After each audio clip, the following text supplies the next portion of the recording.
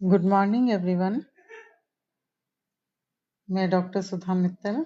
आज अपन अध्ययन करेंगे जिस टॉपिक पे बात करेंगे नियंत्रण का विस्तार, स्पैन ऑफ कंट्रोल या फिर प्रबंध का विस्तार, स्पैन ऑफ मैनेजमेंट। ये प्रबंध का एक सिद्धांत भी है जिसके बारे में अपन ने अध्ययन किया था कि कोई भी एक व्यक्ति अधिक व्यक्तियों को नियंत्रित नहीं कर सकता है।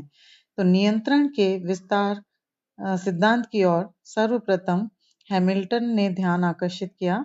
उन्होंने यह स्पष्ट किया कि सामान्य मानव मस्तिष्क प्रभावशाली तरीके से 3 से 6 मस्तिष्कों पर नियंत्रण कर सकता है।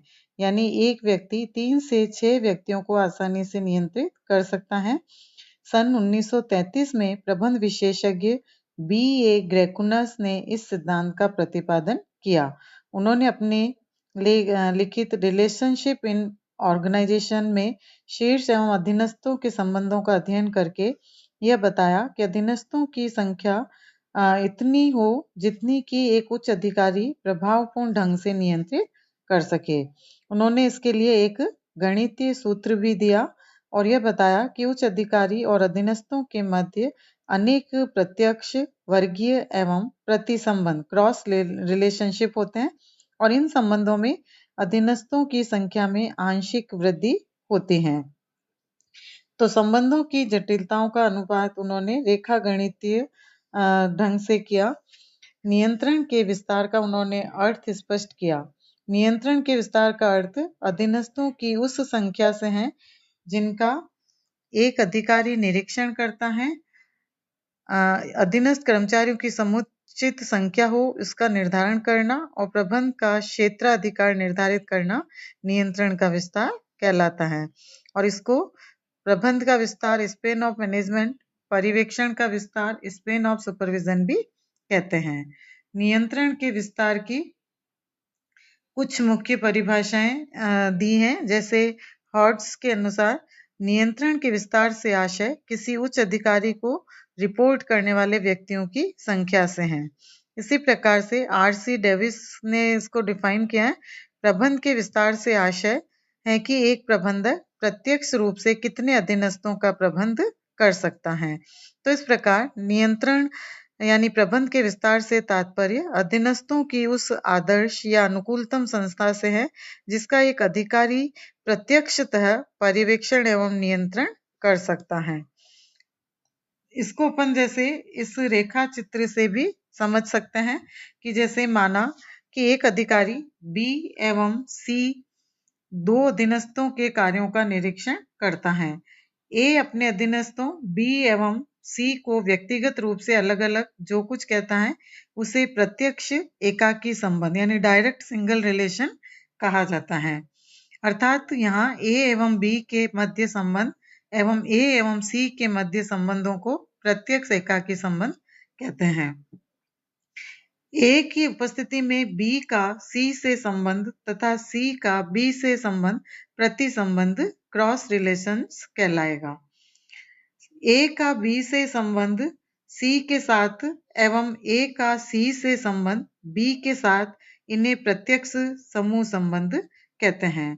तो ग्रेकुनाज के द्वारा बताए गए विभिन्न संबंधों को इस रेखा चित्र से भी हम समझ सकते हैं। ग्रेकुनाज ने इसको एक सूत्र के अंतर्गत प्रस्तुत किया है। ग्रेकुनाज ने एक सूत्र दिया कि जैसे प्रत्यक्ष संबंध इजिकल टू अधीनस्थों की संख्या यानी कि n, प्रति संबंध n is equal to n minus 1, प्रत्यक्ष समूह संबंध n is equal to n equal to n minus 1, कुल संभावित संबंध is equal to n 2n upon 2 plus n minus 1। उक्त सूत्रों में n कुल संबंधों को व्यक्त करता है और n अधीनस्थों की संख्या को दर्शाता है। तो इस प्रकार से ये जो ग्रेकुनाज के सूत्र के अनुरूप ये तालिका दी है टेबल, उस टेबल में संबंधों की गणना की जा सकती है। जैसे इसके अंदर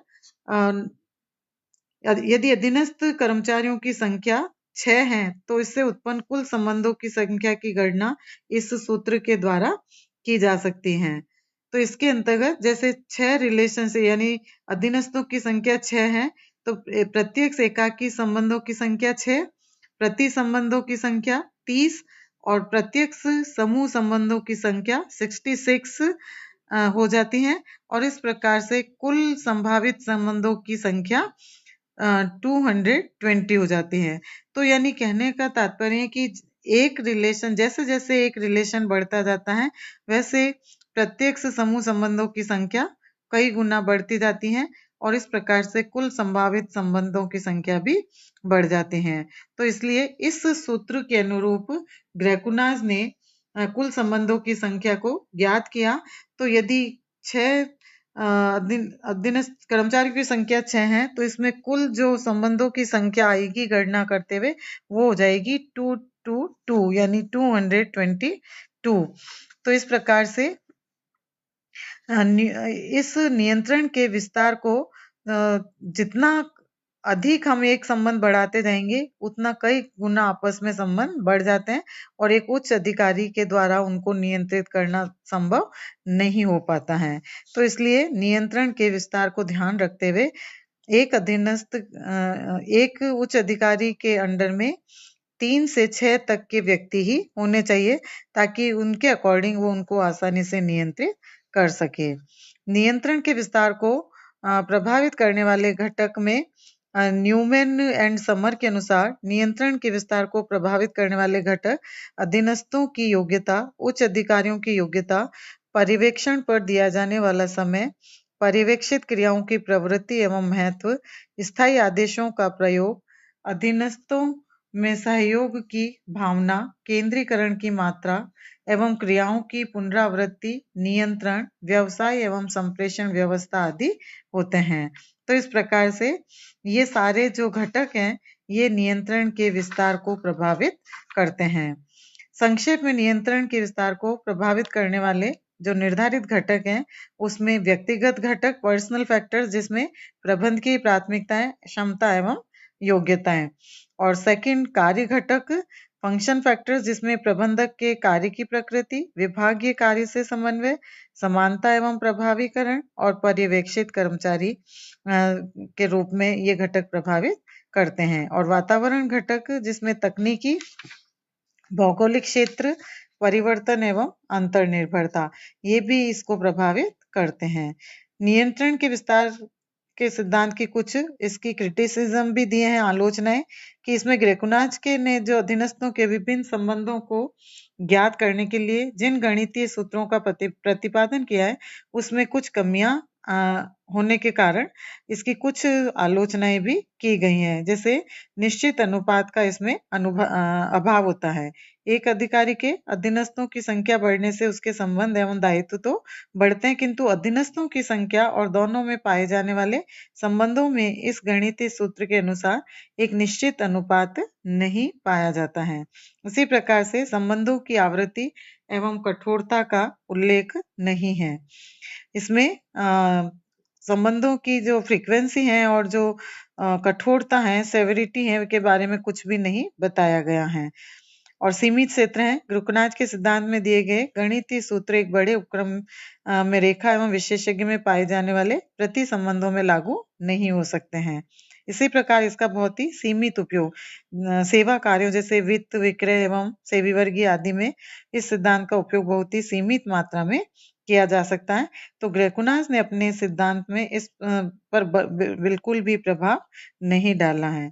तो ग्रेकुनाज के इस सिद्धांत की आलोचनाओं के बावजूद भी उसने प्रबंध के नियंत्रण को आकर्षित किया है और अधीनस्थों की संख्या में वृद्धि होने के संबंधों में गणितीय वृद्धि होती है, इसके लिए नियंत्रण आवश्यक है। तो कुल मिलाकर नियंत्रण के विस्तार के इस सिद्धांत के आधार पर हम ये कह सकते हैं कि कम से कम अधीनस्थों की संख्या होनी चाहिए ताकि आसानी से उनको नियंत्रित किया जा सके।